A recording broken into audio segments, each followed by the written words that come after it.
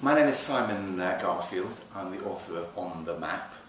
And it's a collection of, hopefully, great tales about the way we've portrayed ourselves and our world on maps over the centuries. And it goes from ancient Greece all the way up to Google Maps. And I talk to a lot of people who make maps, and there's a globe maker in there. And there's A to Z and mapping of the brain.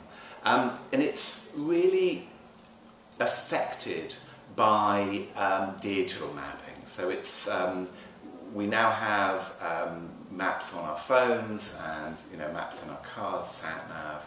And it's an attempt to also really explain what we may lose if we only refer to digital maps.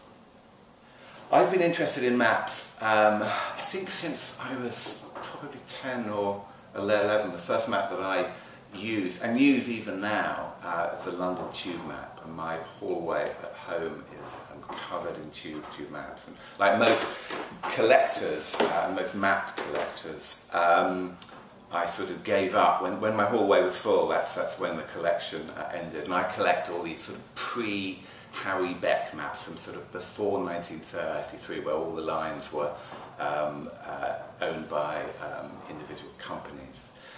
So I think from then, really, I was kind of fascinated by how that map would not only tell you where to go, but gave an image of London. And obviously, you look at the history of the tube map and you see London expanding.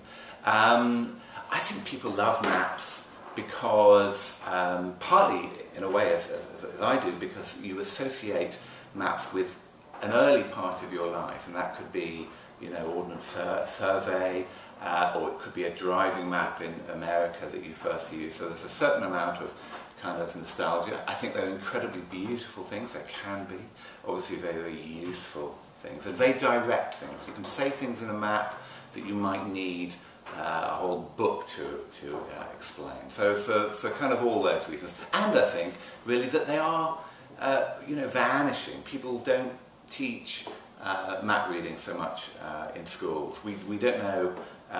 We don't tend to buy maps from shops the way we used to. We don't know how to. Once we've unfolded a map, it's very hard to fold them again. So I think there's sort of there's a lot of maps that I think is also kind of ingrained in us. So Richard Dawkins has this theory that maps were one of the things that made us human before words, one of the things that really made our brains expand. So maps are really very much in our DNA.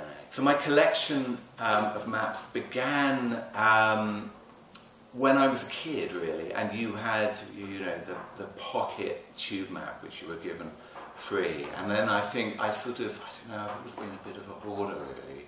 And so I collected those, and then the way that one collects things these days, going to fairs, going online to eBay, and that kind of stuff. I mean, fortunately, I tried myself on thinking that I began collecting tube maps before they became sort of all the rage, and I used to pick up a lot of bargains when eBay was quite young as well, maybe 8-9 years ago.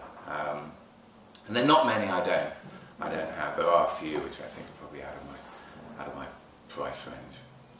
One thing that one finds between the hardback and paperback, when you're doing events, talks, meeting people, hopefully signing books for people, is that they come to you with great stories that you wish you could have included in the original book, and we've updated the paperback a little bit.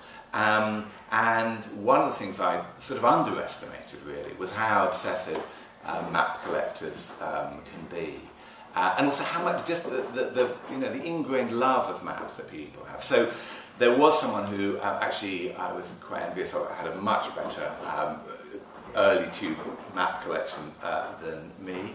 And then people would just tell me stuff about their lives that I didn't really think about. So one often assumes that a huge amount of the world has been mapped by now, and we know that not everything has been been mapped, but the satellites have seen everything. But people would come to me and said, I've been to this country. In one case, it was a soldier who worked in, who fought in Afghanistan.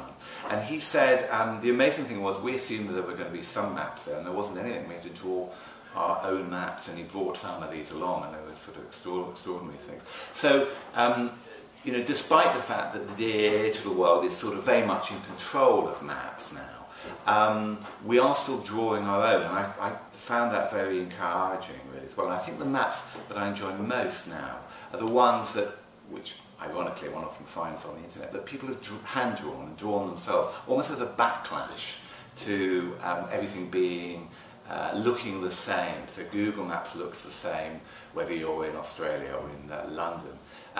So I think that people sort of want to put more emotion back into maps and more of their personality. And so hand-drawn maps, hopefully, are making a bit of a comeback.